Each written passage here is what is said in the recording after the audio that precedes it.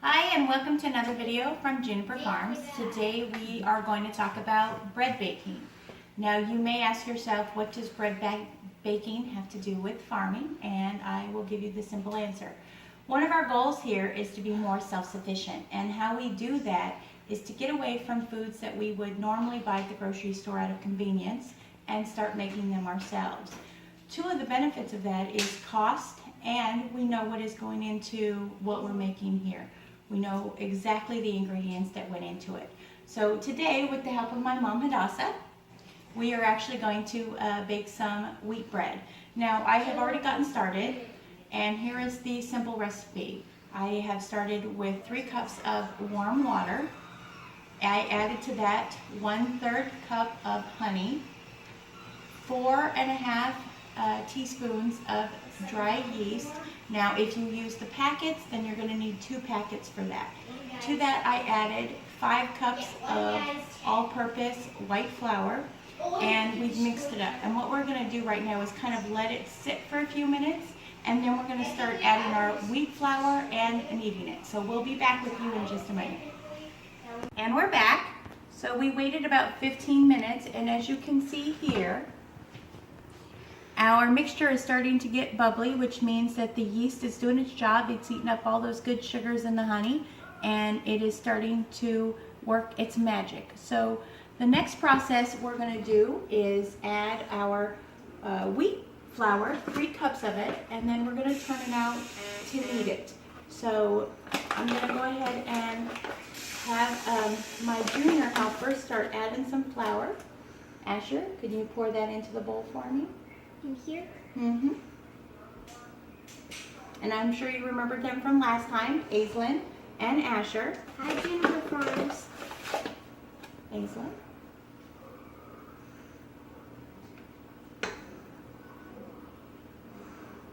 And then, of course, Nana. And of course, Hadassah, although around here we just call her Nana. That's right, Nana's good enough for me. Okay, so we're going to add 3 cups of our whole wheat flour, and then we're really going to kind of mix it all in. If you can see here, go ahead kids, I've made sure everybody has gotten their hands washed. We're not going to be too rough with it. Not too rough. We're just trying to get it kind of incorporated. I can't even feel anything. Eh. It's okay. Like this video if you want us to make challah bread. Also like another video if you want us to make chocolate chip ice cream. I know how to make chocolate chip ice cream. I watched a video. It's like how people are watching this video. We are, however, All right, let me finish today. mixing it up. Okay. Okay. No, get out. This is really sticky. Okay, let's back up. Let Mom take over now. Okay. Mom, Okay. you guys take it over. Take this glue off, Mom. Mom's the glue monster. Thank you. She's the bread maker. Thank you. Okay. Eh. If you'll let Nana come in and help me now. Okay, Nana. It's Nana's turn to get messy. So we're just trying to incorporate this into our mix here. Okay. So if you want to do that, I will start flouring. Now, when you're going to knead, you don't want to over knead.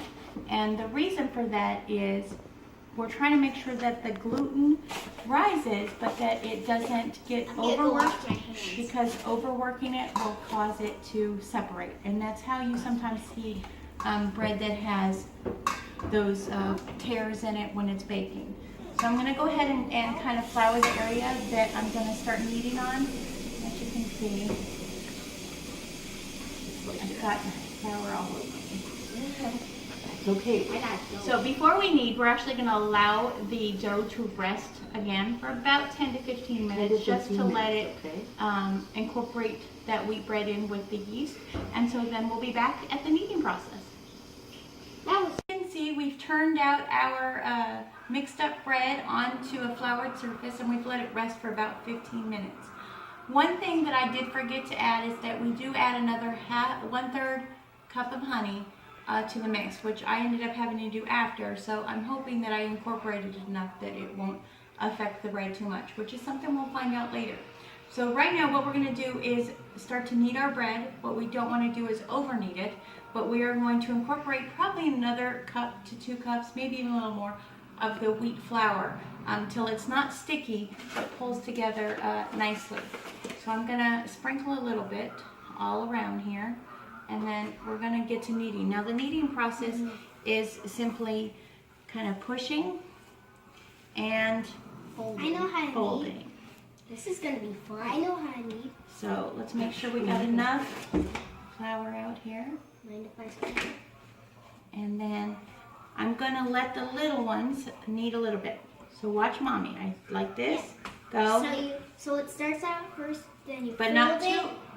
Not too much. So you fold it, then you fold it, then you roll it, then you fold it again, and then you push it again, make it look like 2 buns. Push. Okay, just Well, move here, it. let's let Nana knead now. Let's get out. Alright. Let's move over here. All right. One of the things we're gonna do is once it's fully kneaded, we have this nice big metal bowl that I have already pre-greased with coconut oil. We're big coconut oil users here, so I went ahead and had Asher help me grease the bowl. Do we need a little bit more flour there, honey, or like? Go ahead, push down, and then fold it. There you go. There you go, and then flip it over. There you go. Yeah, really push on it. Yeah. So what we're trying to do is break those gluten strands a bit and It's get actually them good for ready you to go. because you're kind of like doing your strength exercise to make your That's true. hands. It's good for arthritic hands. Okay, so we'll be back in a minute and we'll show you what it looks like in the bowl getting ready to rise. So we're done our kneading. As you can see here, it looks nice and smooth. It doesn't look too pulled apart, and it is in a pre-greased bowl, which we did, again, like I said, we use coconut oil because we're big coconut oil fans here. So now what we're going to do is go ahead and let this rise. It'll probably be about 2 to 3 hours to get a nice rise on it. And then once we do, we'll be back to show you the punching it down and dividing it into loaves. Just to let you know, in the comment, or in the description, I should say, I'm going to leave the recipe here for if you guys want to try it out yourself and, you know, let me know how you like the recipe. So we'll be back when it's ready to get punched down. Okay, so it's been a few hours, and as you can see, we're going to pull back our nice moist towel here, and you can tell our dough has really risen. It has doubled in size. So what we're going to do now is really just kind of punch it down right in the bowl, and then we're going to separate it out. Now this particular recipe will give us 3 loaves, and while I only have currently 1 loaf pan, I'm going to put 1 in. I'm going to keep the other 2 in here and then rotate them out as it's done. So I'm going to have my mom punch it down, so go ahead and have at it. Punch it down real good. This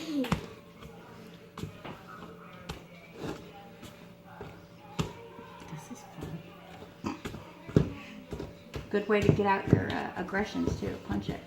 There you go. Okay. Is that punch good enough? I don't know. Yeah, no, that's good. That's good. Okay. So, like I said, this particular, it's going to make up to 3. So we're going to separate it out. I'm actually just going to rip some. It actually might only make 2. Yeah.